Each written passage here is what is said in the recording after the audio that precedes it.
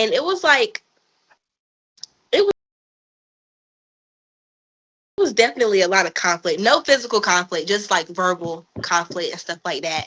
But I was also looking at his ways of communicating or like diffusing conflict. I think that what we mostly did during our argument was like avoid it. Like we kind of avoided each other's feelings and instead we talked about how we felt because in that moment our feelings are what like our own personal feelings are what had mattered in that moment. And we didn't really try to get like a good understanding of how each other felt or anything like that until like an hour after. But while we were arguing, it was like I definitely seen like the ways that I needed to work on it, especially Yeah, I listening can to his relate to that a videos. lot. Right, especially listening to his videos, I was like, okay, so that's what I was doing in the middle of the argument. And I see why he was upset. I feel like my boyfriend's a lot like that too. Like he just wants to like get over it and be done and like pat a band-aid on it as soon as possible. Like just to move on. And I That's all can't. men.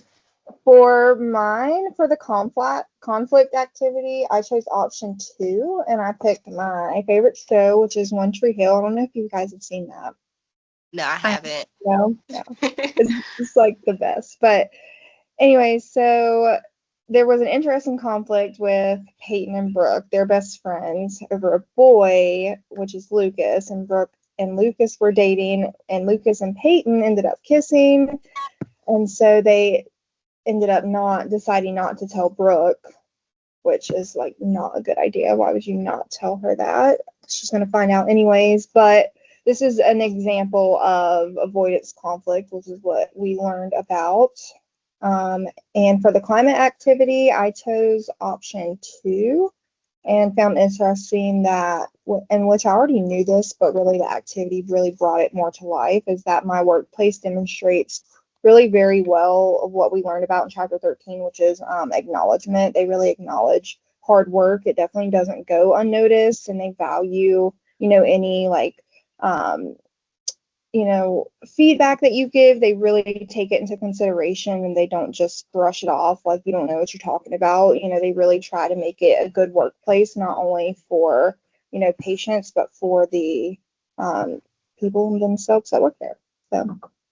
Yeah, I can definitely relate to the climate part because I was working at a nursing home. I was doing caregiving, and I had No. just recently got a job with Wake County Public School System, and I definitely noticed the two, like the acknowledgement. Like my last job, they barely acknowledged you, and like your work definitely went unnoticed, and it takes a toll on your mental health, especially when you feel like you're giving a lot to it, you're not getting anything in return.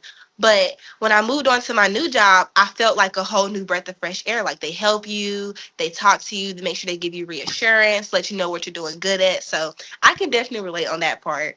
Yeah, and Yeah, you actually like want to go back to work the next day. Like it's not like you're in prison. that's Right. exactly how my new job is. I quit my last job because I was there for over a year and it was terrible. And I would tell my boyfriend every single day, I was like, I hate my job. I'm literally going to quit. I'm going to quit. I'm going to quit. And I finally did. And then I was scared to get a new job because I was like, what if this place is going to be like that?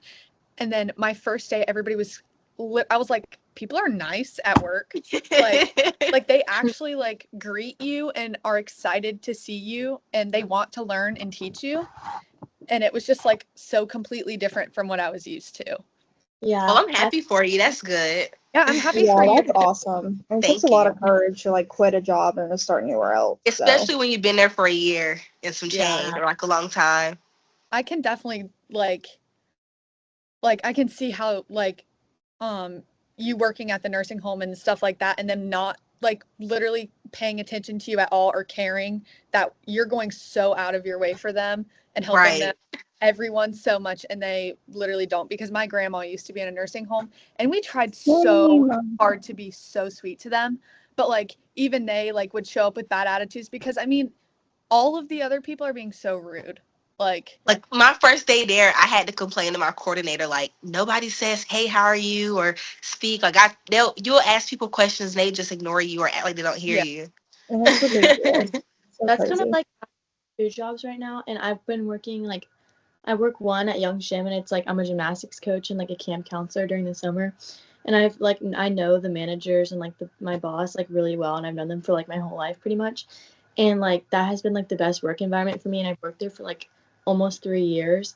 And then I recently got a new job as like a hostess at a restaurant, and it's like the worst. Like no one's professional, like no one really has like any kind of like no one really taught me how to do the job. I have like no relationships with anyone, and like there's constantly conflict going on and like between the employees and like the managers and like just people on the staff. And I've just like it's so different to compare that job to like my other job that I've had for a really long time, where everyone's like so tight knit and like we're really like open with each other, and we're all like super responsible and like doing our job and getting things done, and like it's a lot more professional and organized compared to like my job at the restaurant, where like everyone's just kind of like doing their own thing and like no one really cares about their job. And like it's like it's so obvious that that kind of environment like leads to a lot more conflict compared to like an environment where everyone's like has more of like a bond and like respect for each other. And yeah, that's pretty much And when you have respect for people, you're able to like confront them face to face. Yeah. Which I know that like I appreciate a lot, because I know that I can have an attitude sometimes. Like I just get really overwhelmed and stressed sometimes, and I'm like, no, stop. Like, or I look at you like you're stupid, like you're asking me a stupid question. I'm trying to refrain from that, but I'm doing so much better. But like, holy cow. Yeah, I think I and also over the weekend, I'm actually proud of how I handled this situation, because me and my best friend, we've been best friends since like elementary, middle school. So I'm 21 now, so we've been best friends for like a long time. And recently I noticed that we have not really been hanging out with each other like that, and she's hanging out like with other people, doing other things with other people. And like I did feel some type of way, because it's like, I want to be outside too. I want to be, have fun, hang out with the girls. So so at least invite me. But in my head I was having like conflict of thinking like maybe we're just not best friends anymore, or maybe she's feeling this type of way. But I noticed, I'm like, those are things that I'm telling myself that may not be true. So let me tell her how I feel about this, so we could, get an understanding.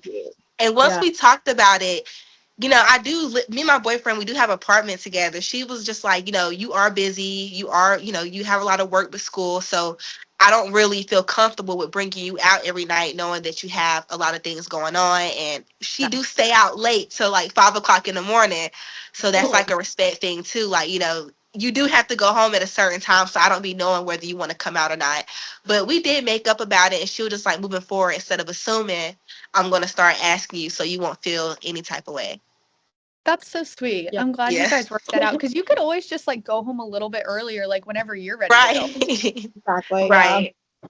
That's so much fun. Yeah, because 5 a.m. I would never. That's crazy.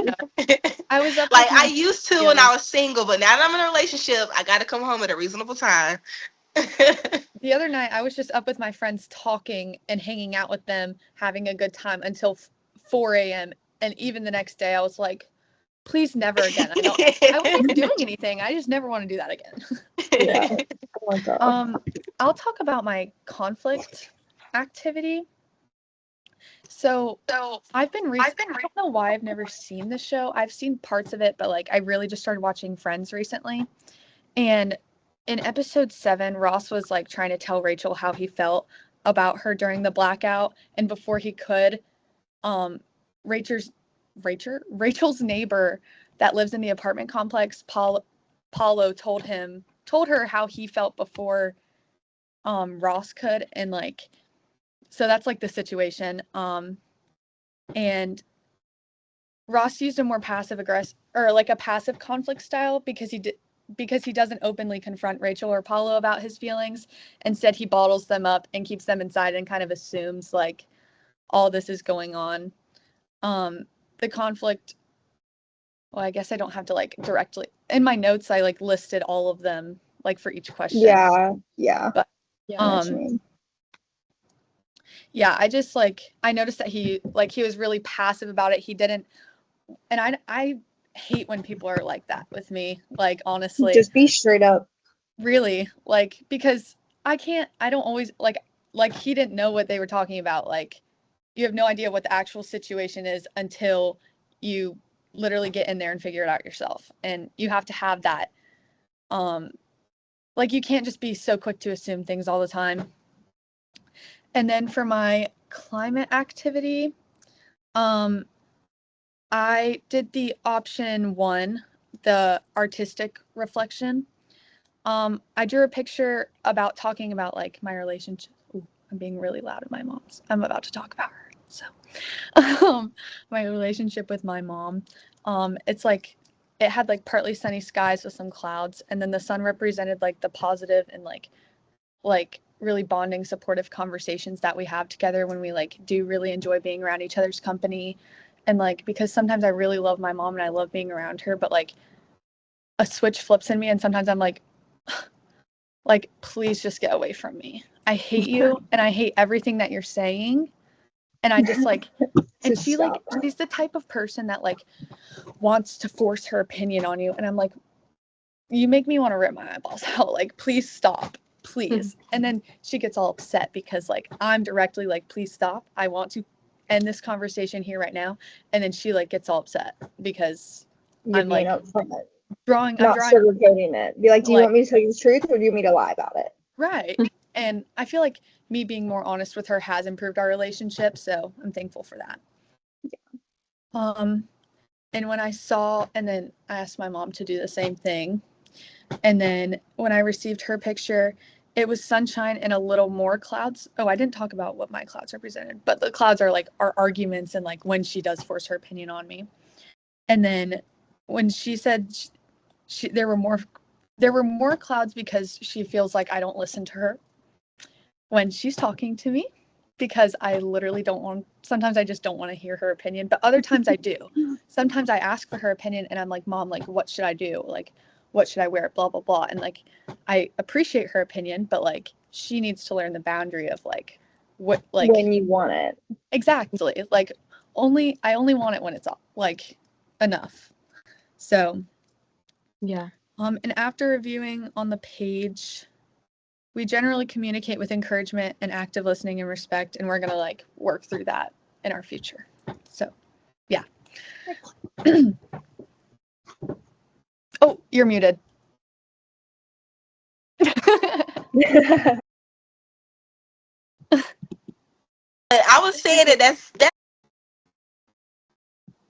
oh, can you hear me now? Yes. Okay, sorry. But I was saying that's good that you actually notice what you guys need to work on, because the mom and daughter relationship is extremely important. And I honestly do wish I had one. So kudos to you guys. I definitely do love how you guys, drew the pictures. And I feel like those, even though it's not words, those pictures are saying like 1,000 things. So. Right.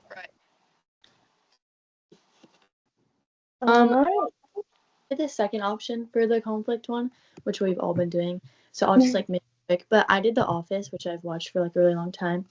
And I did like conflict between Jim and Dwight, which they just have like a competitive relationship and they just like are always like fighting to be the better one. So that was like the conflict that I talked about in my notes. And then for the second one, for the what was it? Environment one or whatever, I did the second option, and I just, like we were talking about, I listed how my like work at Young's Gym is very like supportive and understanding and we don't have conflict, and then like how I want that in my future job as well.